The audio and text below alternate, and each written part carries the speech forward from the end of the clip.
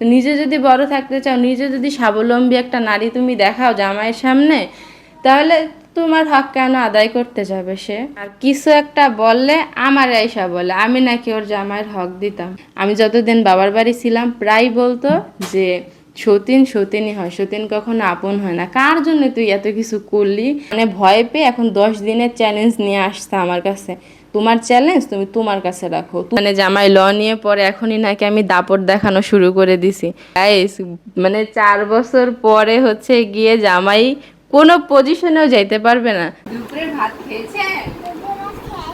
আপনারা কেমন আছেন? আপনারা কেমন আছেন? তুমি বলো আপনারা কেমন আছেন? আসসালামু আলাইকুম। আসসালাম। আমি ভয়েস দিতে আসছি।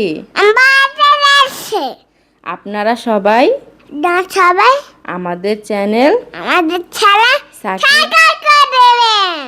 মাশাল্লাহ, আমাদের চ্যানেলের নাম ছেলের নাম সাকিব থাকে বিগ ফ্যামিলি। ফেলেনি। এখন এখন আম্মু আম্মু ভয়েস দিবে। বই দিবে। আম্মুর কথা শুনেন। আমার কথা শোনো। আল্লাহ হাফেজ। লাফেস গাইস, আব্দুর রহমান শুরুতে ভয়েস ওভার দিছে, মাশাল্লাহ অনেক সুন্দর হয়েছে। আপনারা দ্রুত আব্দুর রহমানের জন্য চ্যানেলটা সাবস্ক্রাইব করে দিবেন, আর মাশাল্লাহ বলতে কিন্তু একদম ভুলবেন না। আজকে গাইস আপনাদের ভাইয়ার ভার্সিটি ছিল, তো তাড়াতাড়ি আমি সকাল সকাল উঠে পড়ছি, কারণ উনি ওই যে বাইরে গেলে, ভার্সিটিতে গেলে বাইরে গিয়ে মানে যদি কোনো কিছু খায়ও উল্টাপাল্টা হাবিজাবি জিনিস খাবে, এই জন্য আমি সকাল সকাল পরাটা বানাইছি।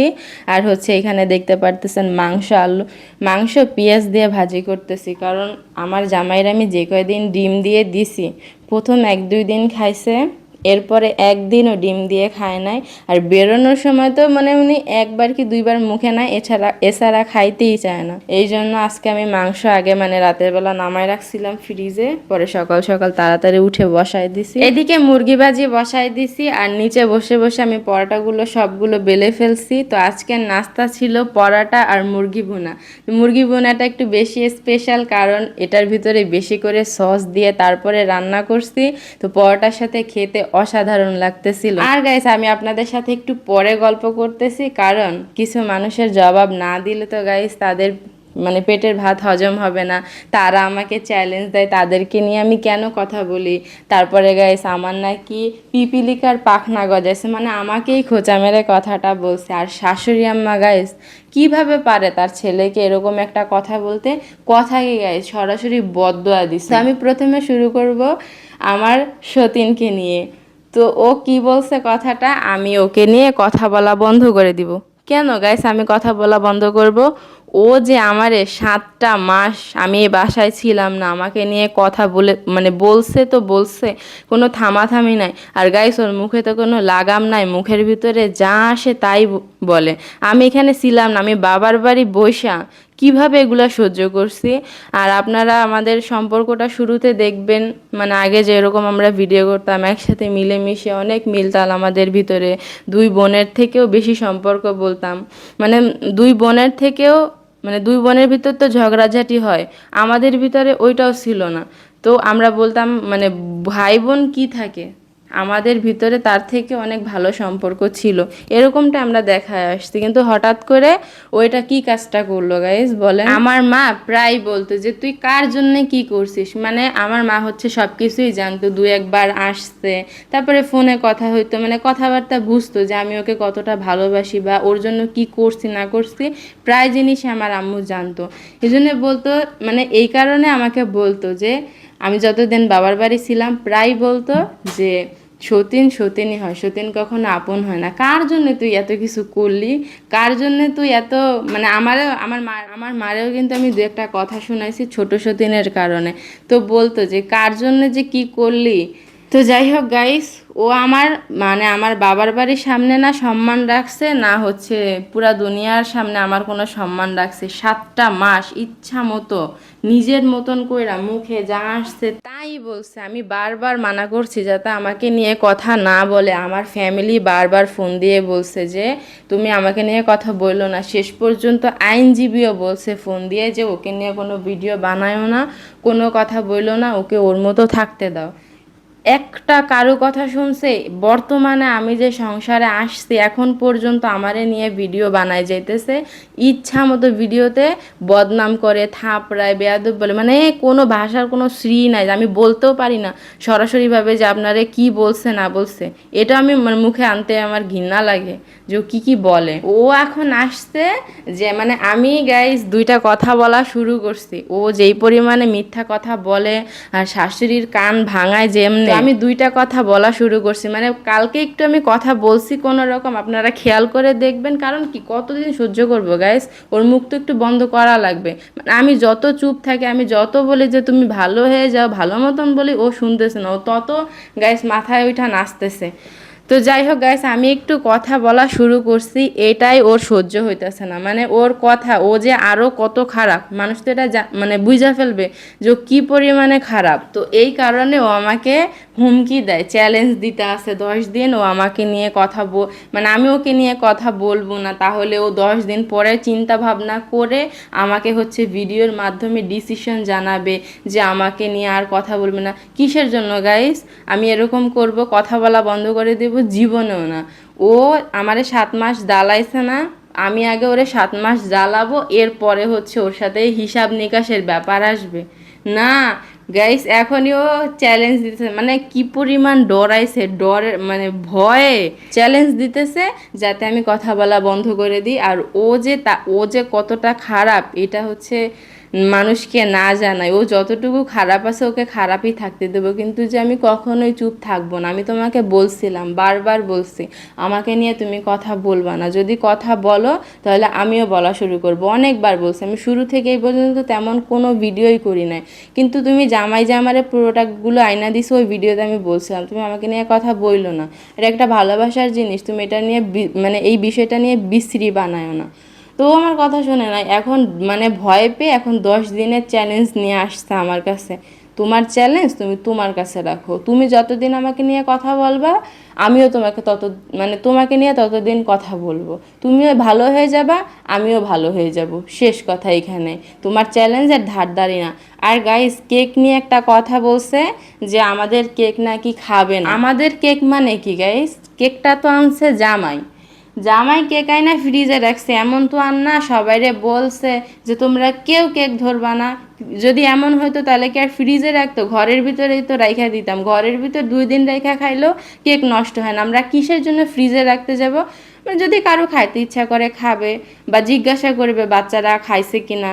মানে ঘরে যদি বাচ্চারা থাকে তাহলে তো অনেকেই জিজ্ঞাসা করে যে বাচ্চা খাইছে কিনা, কারণ বাচ্চাকে সবসময় নগদ নগদ সব জিনিস খাওয়ানো যায় না, বাচ্চারা হচ্ছে রুলসের ভিতরে চলে। তো আমি এই কথাটা বাদ দিয়ে আর বাচ্চার বিষয়ে একটা কথা বলি না। তো ও বলছে কি খাবে না, ওর যদি খাইতে ইচ্ছা করে তাহলে নাকি শাশুড়ি আম্মাকে বলবে, শাশুড়ি আম্মা সুগন্ধা থেকে কেক এনে দিবে।